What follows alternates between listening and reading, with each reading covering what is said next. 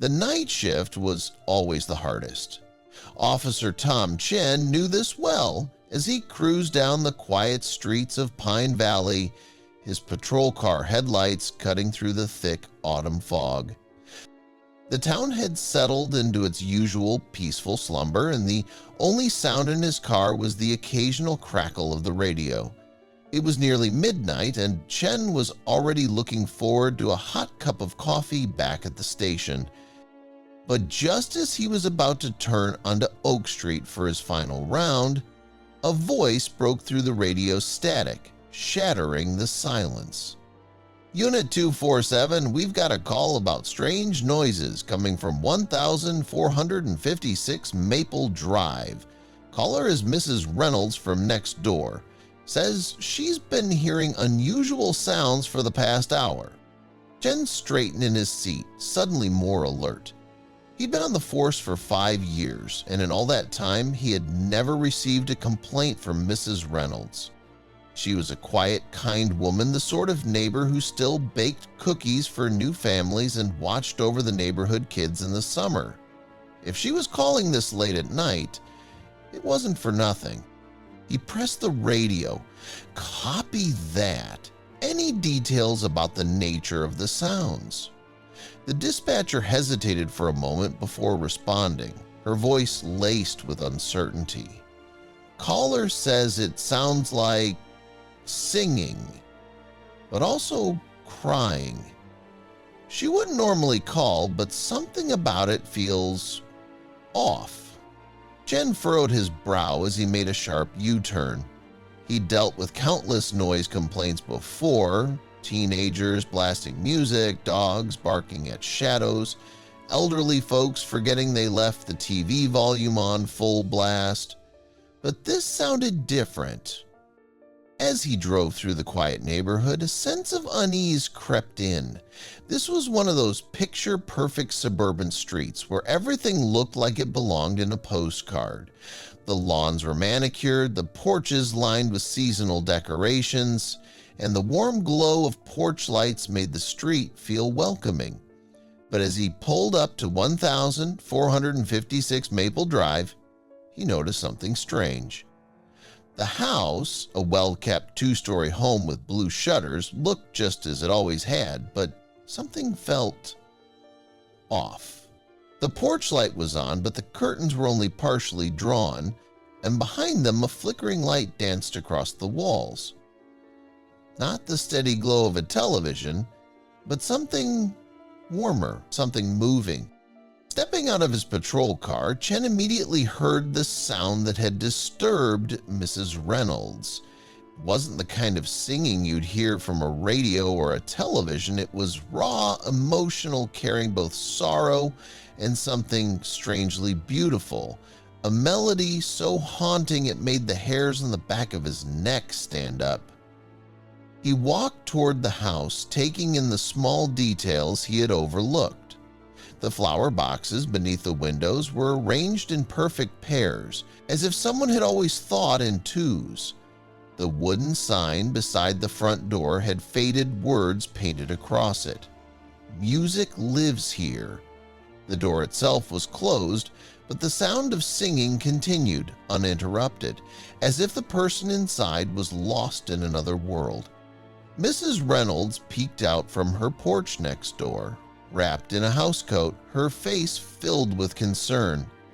"I'm sorry to bother you so late, officer," she whispered. "I know Mr. Wilson likes his privacy, but this isn't like him. He's been singing for hours, and something about it just doesn't feel right." Chen nodded reassuringly. "You did the right thing calling, ma'am. I'll check on him." He knocked on the door, firm but not aggressive. No response. He tried again, this time louder. The singing paused for a brief moment before resuming, the voice cracking slightly before regaining strength. Frowning, Chen stepped back and shone his flashlight toward the front window. What he saw made him freeze. Through the gap in the curtains, he could see dozens of candles flickering around the room, casting long shadows on the walls. And in the center of it all, sitting in a worn-out armchair, was an elderly man dressed in a suit and bow tie, holding what appeared to be a choir book. His face was streaked with tears, his mouth moving as he sang. Chen reached for his radio. "Dispatch, I need a secondary unit at my location. Non-emergency, but I need backup." As he waited, he tried the door handle. To his surprise, it turned easily, unlocked. The door creaked softly as he stepped inside, the scent of lavender and vanilla filling the air. The flickering candlelight made the framed photographs on the walls seem almost alive.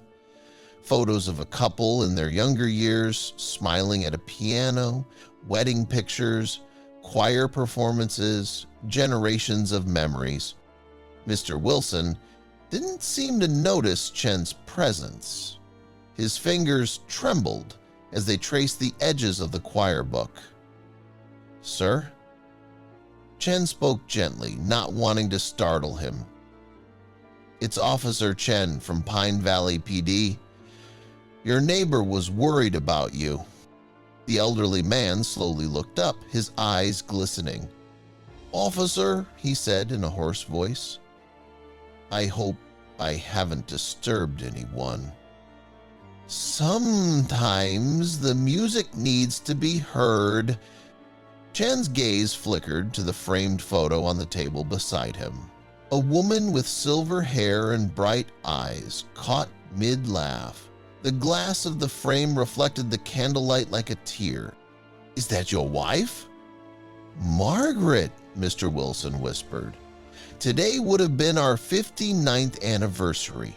We met in the church choir, you know. Sang together every Thursday for 58 years. He smiled sadly. She had the voice of an angel. Chen felt his throat tighten. Now it all made sense. The paired flowers, the candles, the music. This wasn't just singing. This was grief, raw and unfiltered. A man lost in memories of a love that had defined his life.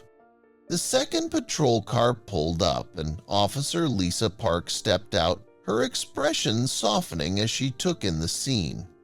Chen turned to her and spoke quietly. "Not an emergency, just a man remembering someone he loves." Officer Park nodded, taking in the warmth of the candlelit room. "Do you think he'd mind if we stayed for a bit?" Chen hesitated, then turned back to Mr. Wilson. "Sir, would you like some company?" The old man's eyes filled with gratitude. "Would you mind if I finished our song? Just this last verse. Margaret always said the last verse was the most important." "Of course," Chen said, moving to sit in a nearby chair. And so Mr. Wilson sang. This time, he wasn't alone. Officer Park quietly hummed along. Outside, neighbors had gathered on porches, heads bowed, listening to the song of a love that time could never erase. By morning, the story had spread. The town came together in ways they never had before. Within weeks, a community music program was launched in Margaret Wilson's honor, offering free lessons to anyone who wanted to learn. The police department started a new initiative, Harmony Patrol, officers checking in on elderly residents not just for safety, but for connection. And every Thursday night, at exactly the same time, a small group would gather at Mr. Wilson's home. Some brought instruments, others just their voices. But together they sang, and in those moments they carried forward the love that Margaret had left behind. Because sometimes a noise complaint isn't just a noise complaint. Sometimes it's a love song waiting to be heard.